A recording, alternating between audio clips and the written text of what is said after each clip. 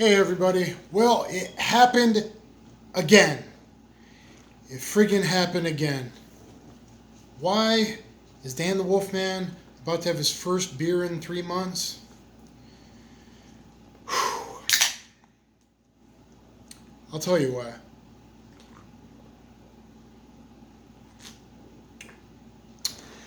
Because just like 2.5 years ago when I was surrounded by 4 cops in my own home, which is friggin' ridiculous, for moving, and God forbid I picked up an airsoft pistol on my second story bedroom. Watch that video if you want. I've learned some things since then. I was just surrounded by a shitload of cops. Like 5 or 6, and was told later that there was quite a few other cars outside. Now some of you are going to, off the bat, think that I did something wrong. I really didn't do anything wrong. So let's qualify what happened and some of the laws in the state that I am.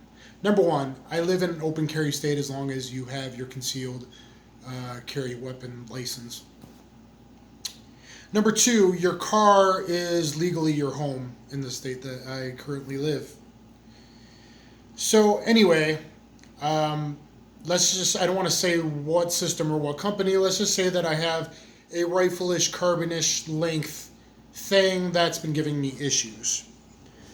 And after a lot of issues this past week when I actually tried to push it to see if it was a reliable platform for me or not, I got a prepaid shipping label to send it back.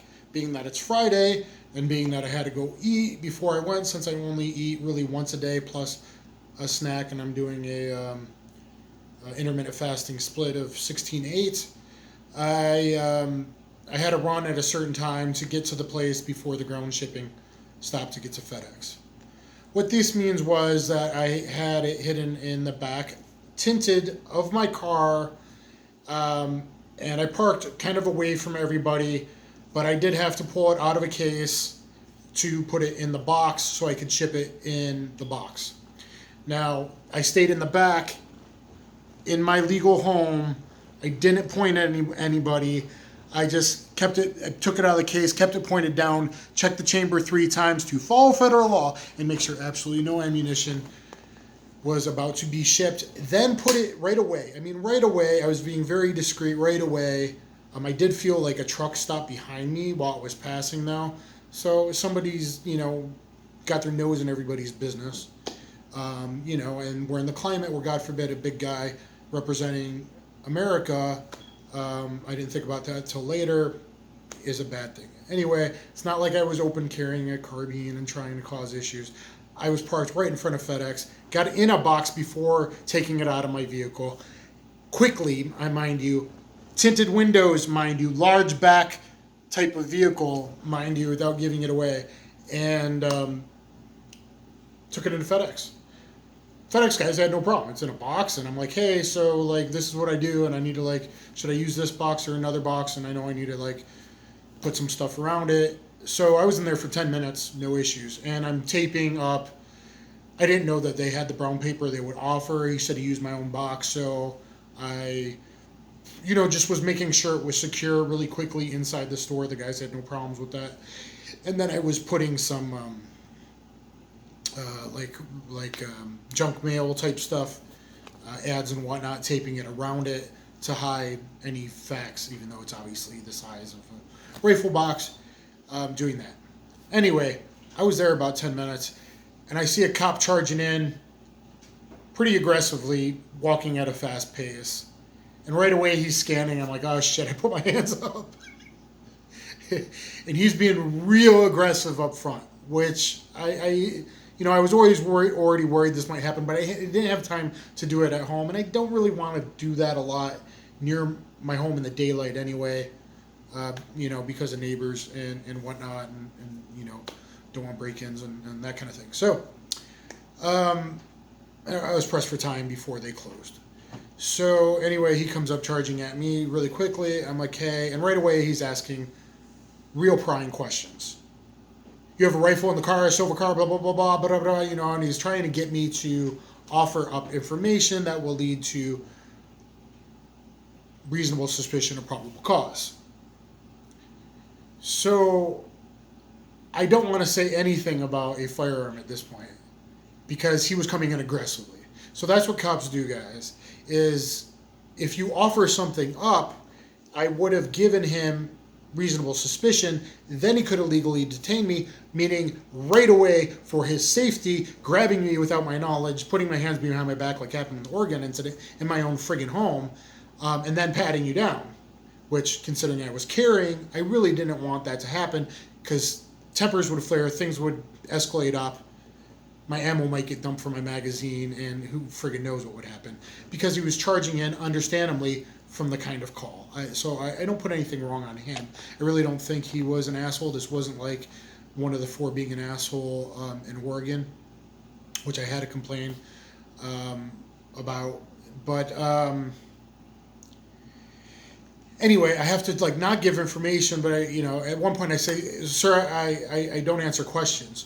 He's like, "Well, if you want to be an asshole about it," I'm like, no, I'm not trying to be an asshole. He's like, so he tries to threaten me with, "If you're going to be an asshole about it, I can detain you." I'm like, no, I'm not trying to be an asshole. You don't need to detain me. So we're kind of playing this verbal game as a bunch of other cops, literally one on my back right flank, I didn't even notice. They must have came in the other door because there was 2 entryways. I think there was 5, maybe 6. So I'm looking at a few. I know 2 are drafting to my left, and there was one back here I didn't really pick up. And later I was told there was more cars outside. So I'm trying to apologize to him and saying, "Look, I have done nothing illegal. I am doing nothing illegal." At some point, he's really prying, and I don't want to give a lot of information. And then he's really trying to get me to admit I was loading a rifle or something. And I said, eventually, a couple minutes into it, I have to give up and play this game of my rights versus his rights, because he's pushing for me to give him answers would go along with exigent circumstances to reasonable cause, to reasonable suspicion and probable cause. I don't want to go down that route, but I don't want to be a dick to the cop either. So it was a really strange game to play, and I need a sip of my beer. Haven't drank in 3 months, which I'm also doing anyway because I've broken a rib or torn a muscle in my back, muscles here between the something absolutely horrible. So I figured it could do dual duty tonight on this Friday night. Hopefully I can get some Bellator on the TV in a bit. So anyway, I have to say, if there was an object, it was being cleared 3 times to follow federal law. I was never loading anything. And I don't even think any of the cops noticed that there's this, 40-inch, 38-inch, I guess a 40-inch long box that's wrapped up to my left. I really don't think any of them bothered to notice this. I'm like, if something was going back, I'm in FedEx, sir. I've done nothing illegal. I'm in FedEx. Something is perhaps being shipped. Ship where? Back to the manufacturer. So we're playing that game because I still don't want to admit it right away, and then I have to basically. Then he's like, "Well, I know you're carrying." Noticed, that you notice, I'm pocket carrying. While I'm offering to give him ID, so he's really demanding ID. He's like, "If you want to play this," I'm like, "No." I said, "If we can play this nice." And so I'm offering ID. So I'm really being detained because I got 6 guys surrounding me ready to draw down on me. But legally, am I being detained? That's friggin' gray area. I could say, yes, I was legally detained. They could say we had circumstances. So I'm trying to trust him that if I offer up my IDs right away, that things will dissipate before he friggin' grabs me because he's seen that I'm carrying, and we're in that murky water area. So had I played it wrong and said, yes, I pulled a rifle out of my car because I'm shipping it right away, it could have went bad had I even admitted to a rifle right off the bat, guys. So you have to understand that especially when he's coming, charging in to what their call is, and I'm realizing, yes, there is a Walmart pretty nearby, I get it. Obviously, some of the other cops later I'll say were cool and Pro 2A and all that. But, they're asking you to divulge information that legally you don't have to divulge. And then you have to play the fine line. Really, guys, it's not like I was playing around. It's not like I was trying to get attention. It was hiding, spot, clear, pointed down, put it in a box. That's all I did while in the vehicle before turning around with said box directly into the FedEx. Okay. So, so I give him, like, here's all my IDs. And he says, so you have your concealed permit. So I get, right behind my ID is usually any kind of cop stop. I give ID. I hand 4 things over. I got an ID, a CCW, or CWP, or whatever it's called. I got a bunch of them. And then maybe 3 things, and a security guard card, and I don't know what else I give. So I give them that right away. So things kind of chill out. But at first I'm like, it's in this down pocket, because I know he sees this here. So I'm like, and he's like, okay, so I give that over, puts it on there. Anyway, pretty scary situation. They all kind of chill out a little bit at that point. And then I feel a little more comfortable. Like, yes, I was making sure it was clear to follow federal law in my own vehicle, making sure I point that out. So if they were freaking stupid and cuffed me for someone lying and saying bullshit because idiots, I can say, no, never pointed or threatened or anything at anybody, and it was in my own vehicle, which is legally my home, and then in a box. So, now I got a guy to my back left starts talking to me, looks like a military vet, black beard, the Afghanistan look, and he's trying to be like, hey, well, you understand? I'm like, yes, I understand why you guys have to respond this way. I get it. And he's trying to be cool with me, but I'm still a little amped up because the main guy really wasn't bad, but he was coming in prying for information first that I didn't want to give him while he was still, amped up. So,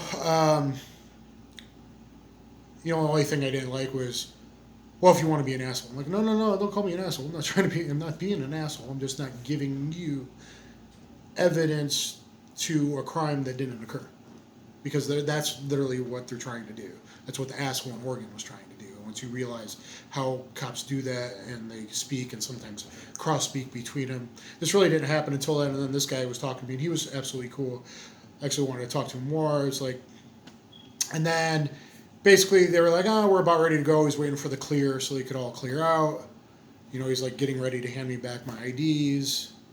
And I'm like, to the FedEx, because I'm like, guys, I've been here about 10 minutes, right? And all I'm doing is trying to ship my stuff. And they kind of want to say yes, but they don't want to say. And then, I don't know. I think that happened literally. Pretty crazy situation. Then they're all kind of pulling out. And then I got one other guy who started talking to me like before he gets pulled away. He wanted to talk. I said, hey, I'm happy to teach you guys jiu-jitsu and stuff. Teach you guys a seminar, keep you safe. He said, oh, well, yeah, we're trying to do more of that now. And he says, I was a Tang Soo Do black belt back in the day. That was old Korean. I go, I know. I was, my first black belt was Taekwondo. So I talked to him a bit. He gives me my card. He shakes my hand. He was super cool. I just emailed him, actually, offering to teach him some stuff. Sent some of my videos I've done from law enforcement seminars before. Sent the Gracie breakdown video the other day with a cop redoing basically my knee ride, switching knee ride, reverse knee ride, double knee ride, all around that I talked about at the very beginning of my knee ride seminar, or that I did in Japan a few years ago.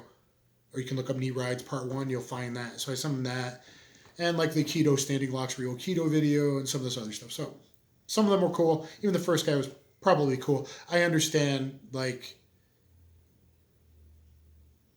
the point is from both these stories is that, was this a genuine, someone calling genuinely, or someone stopping their car with a guy's taking something out of a bag and putting in a box that quickly? Does that really look like a threat? What kind of place is America now? I'm in the Southeast right now. It's so ridiculous. They're just, there's just anti-gunners. They're just liberal idiots that are trying to hurt people. I mean, had I reacted stupid or went towards the wrong pocket or something, I might be dead right now. And that's what they want. That's what they want, is to cause problems. I really wasn't doing anything wrong. I wish that I, had things boxed up beforehand and whatnot, but this just happened. Just got off the phone with the company and had to get it out today and cut my meal short where I usually sit and eat for 2 hours.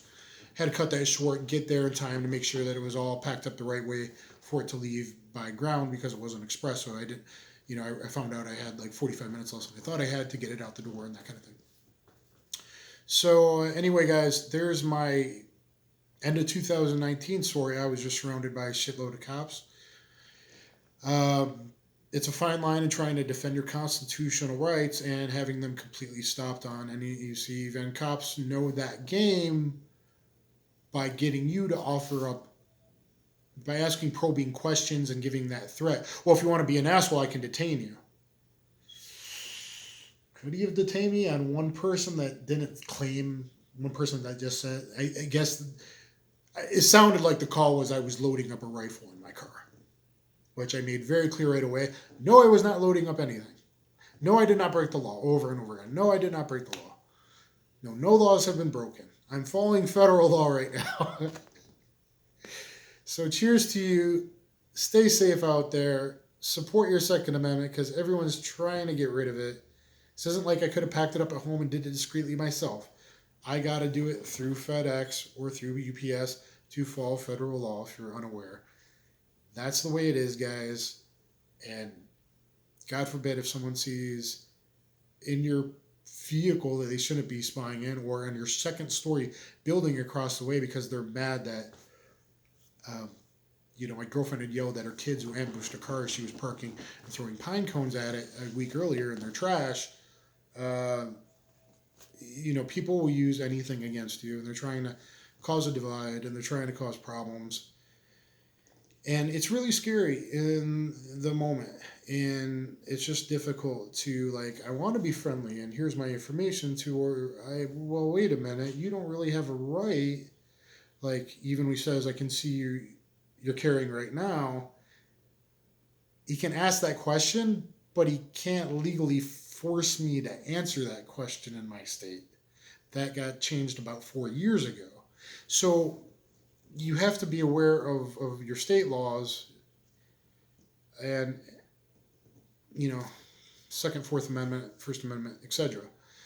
I think I handled it okay. Probably, just emailed the cops saying, hey, I'll teach you. I've talked to a sheriff's guy before saying, I'll come help you guys out, etc.